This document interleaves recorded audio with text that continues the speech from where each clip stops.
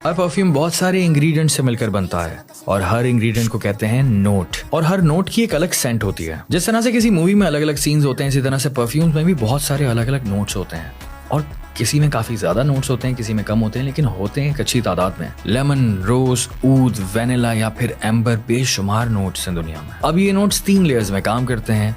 सबसे पहले top notes, then heart notes, then base notes. Perfume लगाते ही सबसे पहली जो आपको खुशबू आती है उसको कहते हैं टॉप नोट्स। यहीं से लोग अंदाजा लगा लेते हैं कि हमें परफ्यूम खरीदना चाहिए या नहीं खरीदना चाहिए, लेकिन यहाँ से परफ्यूम के असल कैरेक्टर का पता नहीं चलता, क्योंकि ये 15-20 मिनट का एक्सपीरियंस आपको देते हैं और असल स्टोरी आपको पता चलती है हार्ट नोट पर। किसी मूवी स्टोरी की तरह यहाँ से परफ्यूम का रियल कैरेक्टर पता चलता है। चाहे परफ्यूम स्पाइसी हो, फ्लोरल हो, ग्रीन हो या फिर एरोमेटिक, किसी भी तरह का हो, यहाँ से एक्चुअल परफ्यूम की डेप्थ पता चलती है और यहीं से परफ्यूम की लॉन्जेविटी का पता चलता है। अगर हार्ट नोट अच्छी क्वालिटी का होगा तो बहुत लंबा स्टे करता है और परफ्यूम की खूबसूरती वहां से पता चलती है। एक मूवी जिस तरह से ट्रांजिशन करती है, ओपनिंग से हार्ट पे जब ट्रांजिशन करता है, उस ट्रांजिशन से परफ्यूम की स्मूथनेस पता चलती है। अब आते हैं बेस नोट्स, परफ्यूम का क्लाइमेक्स और एंडिंग। चाहे एम्बर नोट हो, वेनिला हो, ऊद हो, मस्क हो, सैंडलवुड हो, ये ज्यादातर वुडी नोट्स में होते हैं और यहाँ से परफ्यूम की लॉन्जेविटी का डिसीजन हो जाता है। पता चल जाता है कि यार परफ्यूम कितना लंबा स्टे कर रहा है, क्योंकि ये मूवी के क्लाइमेक्स की तरह है तो पता चल जाता है कि परफ्यूम कितना खूबसूरती के साथ